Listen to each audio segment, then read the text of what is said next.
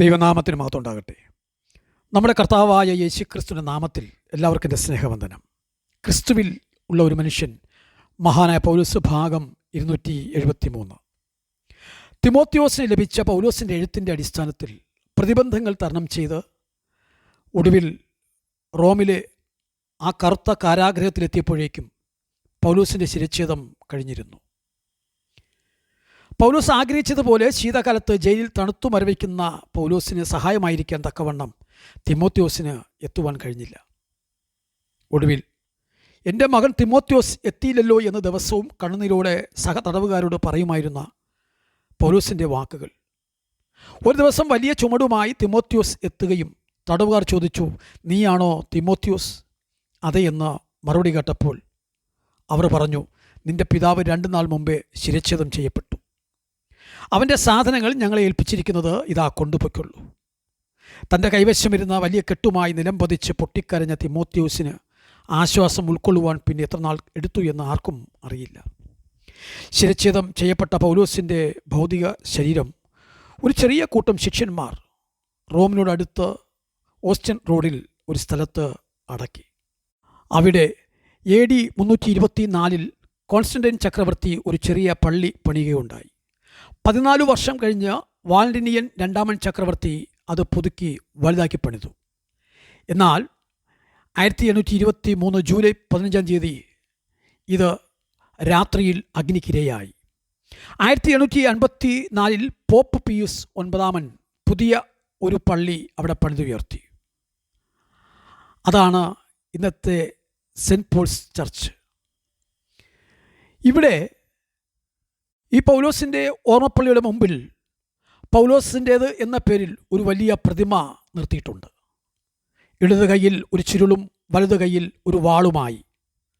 അതെ, പൗലോസ് ഓടിയതും അധ്വാനിച്ചതും വെറുതെയായില്ല എന്ന് തെളിയിച്ചുകൊണ്ട് ആ ജീവിതം അവിടെ നിൽക്കുന്നു.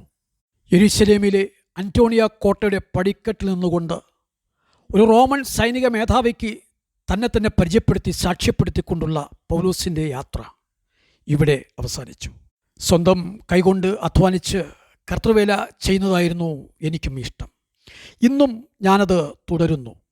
കോവിഡ് കാലഘട്ടത്തിനിപ്പുറം വളരെയേറെ പ്രതിസന്ധികൾ നേരിടേണ്ടി വന്നു. എങ്കിലും ഈ പഠന പരമ്പരയിൽ കേട്ടതിൽ പലതും എനിക്ക് അനുഭവങ്ങളായി മാറി. വളരെയേറെ ഒറ്റപ്പെടൽ ഞാൻ ഈ നാളുകളിൽ അനുഭവിച്ചു. 6 മാസത്തോളം രോഗാതുരനായി. പല സമയത്തും പലപ്പോഴും ഈ പരമ്പര നിർത്തിവെക്കുവാൻ ഞാൻ ആഗ്രഹിച്ചു. ശരീരവേദനയുടെ കാഠിന്യത്തിലും മാനസിക പിരിമുറുക്കത്തിലും എൻ്റെ കർത്താവ് എനിക്ക് തുണനിന്നു. ഒരു ദിവസം പോലും മുടങ്ങാതെ ഇത് പൂർത്തീകരിക്കാൻ ഇങ്ങനെ ദൈവം എന്നെ സഹായിച്ചു. പരിശുദ്ധാത്മാവിൻ്റെ സാന്നിധ്യം ഏറ്റവും കൂടുതൽ അനുഭവിച്ചറിഞ്ഞ ദിനങ്ങളായിരുന്നു ഇവയെല്ലാം.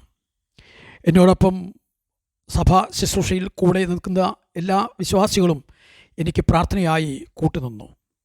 എന്നാൽ എല്ലാവരും തുണനിന്നില്ല എന്നതും സത്യമാണ്. ഒരു ശേഷിപ്പ് എനിക്ക് വേണ്ടി പ്രാർത്ഥനയ്ക്കായി ദൈവം വേർതിരിച്ചു.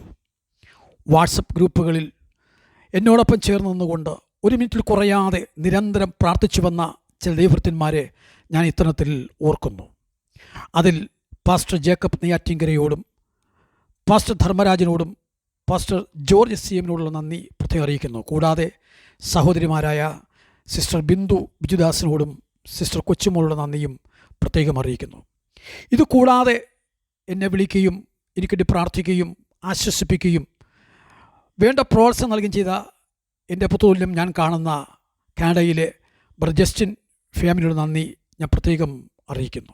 കൂടാതെ ഈ മെസ്സേജുകൾ എല്ലായിടത്തും വ്യാപിക്കാൻ തക്കവണ്ണം എന്നോടൊപ്പം നിന്ന എല്ലാ ഗ്രൂപ്പ് അംഗങ്ങളോടുള്ള നന്ദിയും സ്നേഹവും ഞാൻ പ്രത്യേകം അറിയിക്കുന്നു.